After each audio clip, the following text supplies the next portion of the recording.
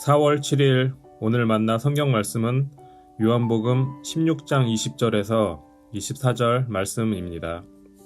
내가 진실로 진실로 너희에게 이르노니 너희는 곡하고 애통하겠으나 세상은 기뻐하리라. 너희는 근심하겠으나 너희 근심이 도리어 기쁨이 되리라. 여자가 해산하게 되면 그때가 이르렀으므로 근심하나 아기를 낳으면 세상에 사람 난 기쁨으로 말미암아 그 고통을 다시 기억하지 아니하느리라. 지금은 너희가 근심하나 내가 다시 너희를 보리니 너희 마음이 기쁠 것이요 너희 기쁨을 빼앗을 자가 없으리라.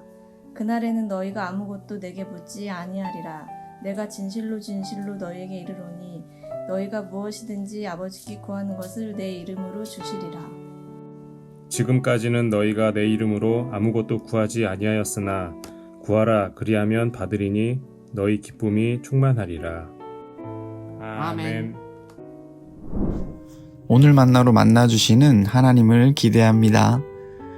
예수님께서 잡히시던 날 밤에 제자들에게 이렇게 말씀하셨습니다. 조금 있으면 너희가 나를 보지 못할 텐데 또 조금 있으면 나를 보게 될 것이야. 예수님께서 이렇게 자신이 제자들 곁을 떠나실 것이라는 말씀을 전하시자 제자들은 굉장히 근심하면서 예수님께 묻습니다. 아니 예수님, 조금 있으면이라는 말씀이 무슨 말이세요? 무슨 말씀하시는지 도무지 못 알아듣겠습니다. 아마도 제자들은 알아들을 수 있었어도 알아듣기가 싫었을지도 모릅니다. 그들 생각으로는 이제 예수님께서 예루살렘 입성하셨으니 이스라엘과 로마, 즉 세상의 모든 권력이 예수님 아래에 무릎 꿇게 될 것으로 큰 기대와 꿈을 부풀리고 있었으니 말입니다. 그런 제자들에게 예수님께서 이제 당신의 시간이 임박했음을 아시고 예수님 자신이 하고 계신 일의 실상을 알려주고 계세요. 조금 있으면 너희가 나를 보지 못할 텐데 하지만 또 조금 있으면 나를 보게 될 것이야. 조금 있으면 너희가 나를 보지 못하겠다 하는 말씀은 이제 예수님 당신께서 잡히시고 고초당하신 후에 십자가에 달려 돌아가실 것을 의미합니다. 그렇다면 조금 있으면 나를 보게 되리라 하시는 말씀은 무슨 뜻일까요? 어떤 이는 예수님께서 돌아가신 지 3일 만에 부활하셔서 제자들과 재회하실 것을 염두에 두시고 하신 말씀 아닌가 하지만 성경 전후 맥락을 잘 살펴보면 조금 있으면 나를 보게 되리라 하시는 말씀은 예수님께서 승천하신 이후에 제자들에게 보내실 성령을 지칭하며 가르치신 내용으로 보는 것이 적절하고 타당합니다. 왜냐하면 요한복음 16장 서두부터 오늘의 본문 24절까지는 그 내용이 모두 성령에 초점 맞춰져 있기 때문입니다. 사도행전 16장에 보면 성령을 예수의 영이라 기록하고 있습니다. 로마서 8장에는 성령을 그리스도의 영이라고도 부르고 있지요. 그러니까 오늘 말씀으로 다시 돌아가면 예수님 당신이 보혜사 성령으로 제자들의 심령 가운데 다시 찾아오실 것이라는 말입니다. 그러니 조금 있으면 다시 나를 보게 될 것이야 하신 것이죠. 여전히 어리둥절해 있는 제자들에게 예수님이 계속 말씀하시는데 의미를 살려서 옮겨보면 이렇습니다.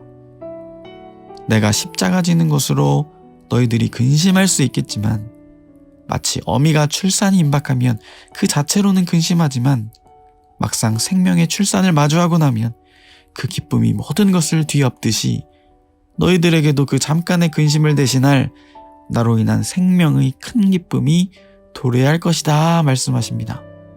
무슨 말이죠? 예수 그리스도의 십자가 죽음으로 말미암아 우리는 역설적으로 예수 그리스도의 생명을 얻게 될 것이라는 말입니다. 우리 육신의 출생이 아니라 기억하시나요? 요한복음 3장에서 예수님이 니고데모에게 말씀하셨던 다시 태어남, 거듭남의 생명을 얻게 될 것이라는 말입니다. 성령의 역사를 말하는 것입니다.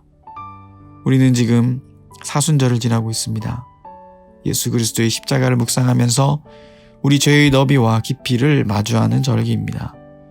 여러분, 십자가 없이는 성령도 없습니다. 죽으심 없이는 생명도 없습니다. 예수님 말씀하셨지요. 내가 떠나가는 것이 너희에게 유익이라. 내가 떠나가지 아니하면 보혜사가 너희에게로 오시지 아니할 것이요. 여러분, 보혜사 성령님의 별명은 생명의 영이십니다. 예수 그리스도의 죽으심과 성령의 생명이 오늘 나의 실상이 되시길 주님의 이름으로 축복합니다. 이 충만한 기쁨을 누리는 자들에게 한 가지 확실한 징표가 있다고 오늘 말씀은 기록합니다. 내가 진실로 너희에게 이르노니 너희가 무엇이든지 아버지께 구하는 것을 내 이름으로 주시리라. 정말로 놀라운 말씀입니다. 예수님의 이름으로 구한다는 말은 무슨 주문에 암호처럼 갖다 붙여 기도하면 알라딘 지니 램프처럼 모두 응답해 주시겠다는 말이 아닙니다. 예수님의 이름으로 구한다는 말은 예수님의 뜻에 따라 기도하게 된다는 말입니다. 쉬운 예를 들어보지요. 하나님, 저 어려운 거 아시죠? 이번 로또에선 꼭 당첨되게 해주세요. 예수님의 이름으로 기도합니다. 아멘. 예수님의 이름으로 구했다고 여러분 이런 기도가 응답되겠습니까? 단적인 예를 들었지만 하나님 편에서 보시기에 우리가 드리는 기도들이 얼마나 이런 모습이 많을까요? 십자가를 제대로 통과하지 않아서 그렇습니다. 그래서 성령의 생명이 내 안에 충만하지 않아서 그렇습니다. 이 사순절 예수 그리스도의 십자가 앞에 더 가까이 나아가 그 그늘 아래 우리의 참된 생명이 있음을 발견하시는 복된 성령의 사람들 다 되시길 주님의 이름으로 축원합니다. 기도하겠습니다. 하나님, 내 마음에 거리끼고 근심된다고 십자가를 멀리하지 않게 하옵소서.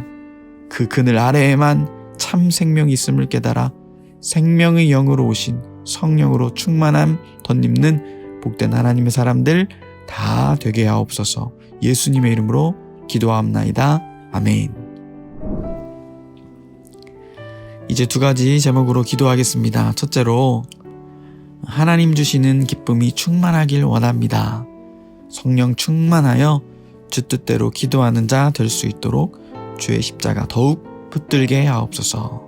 둘째로, 우리 교회가 성령이 충만히 운행하는 하나님의 생명 넘치는 교회 되게 하옵소서. 하나님의 뜻 따라 기도하는 교회와 교구들 되게 하옵소서. 이 제목으로 기도하신 후에 개인 기도 하시겠습니다.